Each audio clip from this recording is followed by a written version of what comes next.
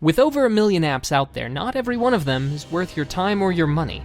But let's find out where excellence lies. What do we catch, and what do we release when we go hunting with an app trap? Hey everybody, Macktion here, and today we are looking at the Deer God. You may have heard of this, but if you haven't, it's basically an endless runner, just with a little bit of a different twist. Now, the game starts out with you as a hunter who suffers a terrible fate while stalking his prey.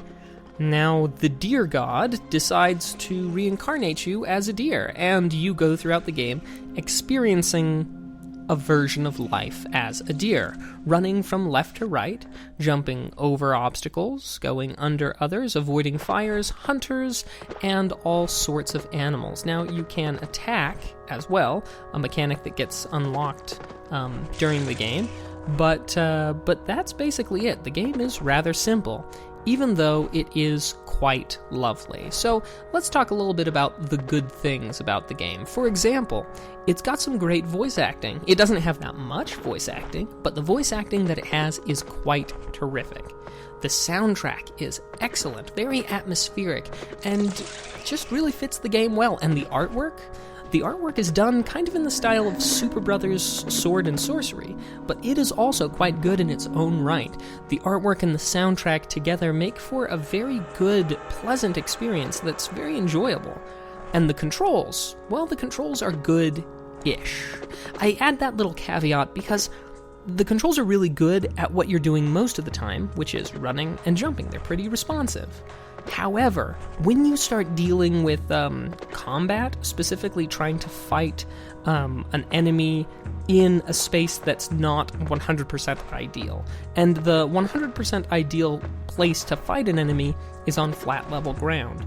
But once you get into fighting an enemy on any type of uneven terrain, or even any sort of constrained terrain, which is most of the game, then that really gets to be kind of frustrating and annoying. You take a lot more hits than you really should.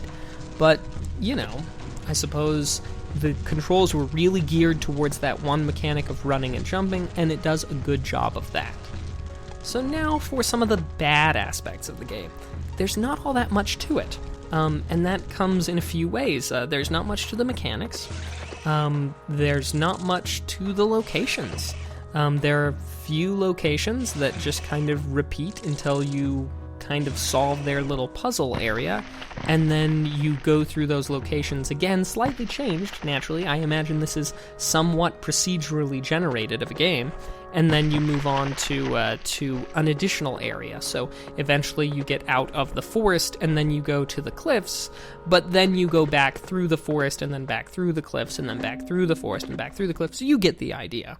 Until you finally get something like, the desert, which, and this is kind of where I had some difficulties with the game, because things like these trains, you have to get on a cycle with them, but if you miss the cycle, you have to wait like 20 seconds before the next train comes along, and, you know, it's very easy to die right here, leading to a very unimmersive experience. You really get pulled out of the game a lot because you missed the cycle. Oh, you're going to have to wait till the next train. Oh, but then you die because you don't jump quick enough to get on top of the train to get over the thing. And it just, in a game that's about running and jumping, it just really broke the flow a lot. Of course, kind of the last bad thing is that the item use was unwieldy. I found that that the game would be deselecting the item, and then I wound up using the wrong thing for the wrong situation. Now, one mechanic that is kind of cool is that you've got this meter inside of the start menu that tells you whether or not you are making light side or dark side actions, if you'll forgive the reference. And that will determine which ending you get in the game. So that's something to keep in mind. Now, I think most people would like this game. I think a lot of people have enjoyed this game. But at $7, it just really didn't have enough content to keep me happy. So I hit the refund button on this, even though if you're into this type of game, it might be just what the doctor ordered.